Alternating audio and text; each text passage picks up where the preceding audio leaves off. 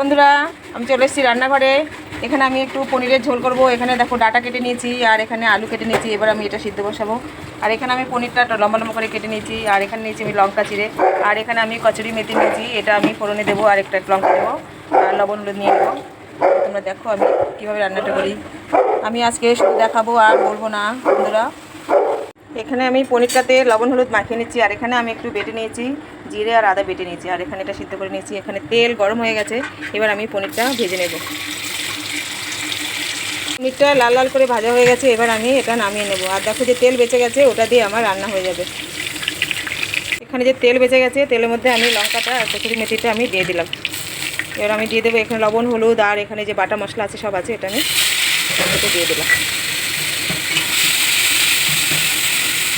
লঙ্কা দুটো বেটেছি আর একটা গোটা দিলাম। মশলা দেখো কষানো হয়ে গেছে। এবার আমি এখানে সিদ্ধ করা যে রেখেছি ডাটা আর আলু, এটা আমি দিয়ে দেবো। বন্ধুরা দেখো আমি কি নর্মালভাবে রান্না করলাম। দেখো সুন্দর ভাজা ভাজা হয়ে গেছে। এবার আমি জল দিয়ে দেবো। এখানে আমি জল দিয়ে দেবো। আর সবুজ সবুজ হয়েছে, বেটে দিয়েছি কাঁচা লঙ্কা আর ডাটা কালার সবুজ, সুন্দর সবুজ সবুজ হয়েছে। এবার ফুটলে আমি দিয়ে দেবো পনিরটা। ফুটে গেছে, এবার আমি পনিরটা ঢেলে দেবো এর মধ্যে। আর আমি এখানে দিয়ে দেবো একটু সামান্য একটু ঘি দিয়ে দেবো। আর এখানে দেবো আমি একটু স্বাদ মতো একটু চিনি দিয়ে দেবো।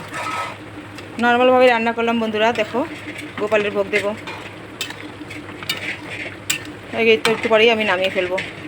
বন্ধুরা আমার ভিডিও প্রথম থেকে শেষ অবধি অবশ্যই কিন্তু দেখবে। আর যদি ভালো লাগে অবশ্যই কিন্তু এভাবে করবে আর লাইক কমেন্ট করবে। সবাই ভালো থাকবে। রাধে রাধে। দেখো